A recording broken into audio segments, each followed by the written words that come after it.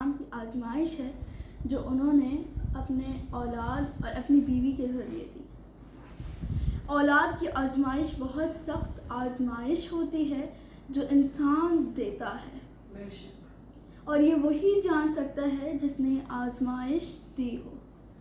اور حضرت ابراہیم علیہ السلام کو جب خدا نے حکم دیا کہ اپنے بیٹے کو اور اپنی بیوی کو جا کے ایک صحرا میں چھوڑ آؤ، تو حضرت ابراہیم علیہ السلام پہلے پریشان ہوئے کیونکہ خدا کا حکم تھا اور حضرت ابراہیم علیہ السلام کو ماننا تھا، تو کہا ٹھیک ہے، خدا پر یقین رکھا کہ خدا نے اس میں کوئی مصلحت رکھی ہوگی، اور چلے گئے اور صفا و مروہ کے درمیان چھوڑ کر آ گئے۔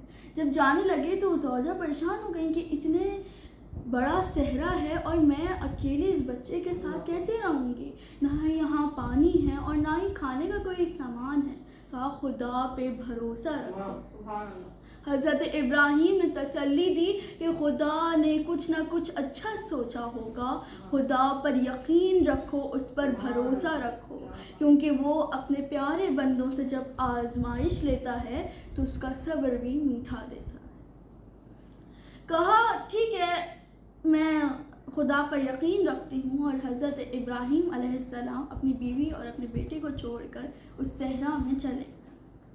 اب ان کے پاس جناب ہاجرہ کے پاس پانی تھا مشکیزے میں، اور جب بہت دن گزر گئے اور مشکیزے میں سے پانی ختم ہو گیا تو بیوی پریشان ہونے لگی۔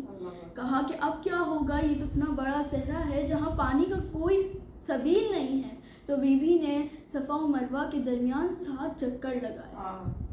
پہلے صفا کی طرف جاتی ہیں اور پھر مروہ کی طرف جاتی ہیں، کہتی ہیں کوئی شخص ہو، کوئی لوگ آباد ہوں تو میں ان سے پانی کا مطالبہ کروں، لیکن اس چکر لگانے میں بی بی نے خدا سے اپنا رابطہ کیا۔ کہا خدا تو نے مجھے اس آزمائش کے لیے چنا، لیکن تو اس کا مجھے پھل بھی دے۔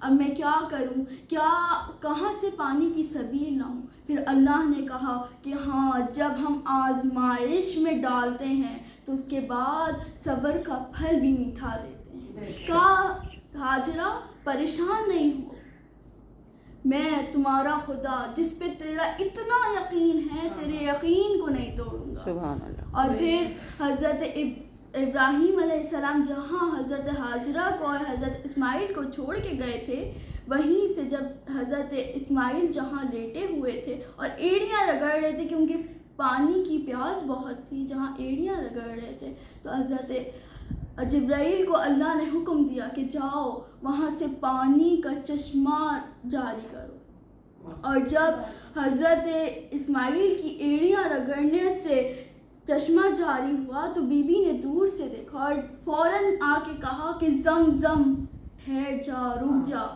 اور جب سے اس کا نام آب زمزم رکھ دیا گیا، جو کہ شفا ہے لوگوں کے لیے۔ جب بھی لوگ پریشان ہوتے ہیں، بیمار ہوتے ہیں، تو کوئی حج پہ جاتا ہے تو کہتے ہیں کہ جاؤ آب زمزم کا ہمارے لیے پانی لے کے آنا۔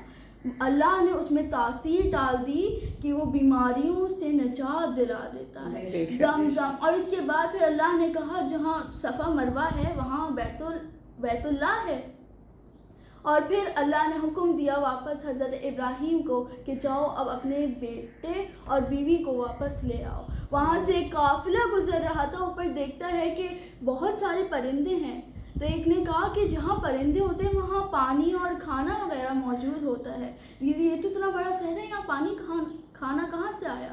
تو کہتے ہیں پورا قافلہ کہتے ہیں جا کے دیکھتے ہیں، اگر ہو سکتا ہے پانی تو ہم یہیں رک جائیں گے، ٹھہر جائیں گے۔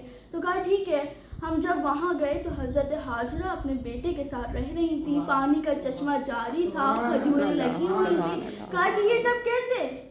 پھر حضرت ہاجرہ نے سارا واقعہ بتایا، اور وہ قبیلے والے اللہ پر ایمان لے آئے کہ ہاں اس زمین پر، اس روح زمین پر کوئی تو ہے جس کا نور برستا ہے، جو نور بھیجا محمد والے محمد۔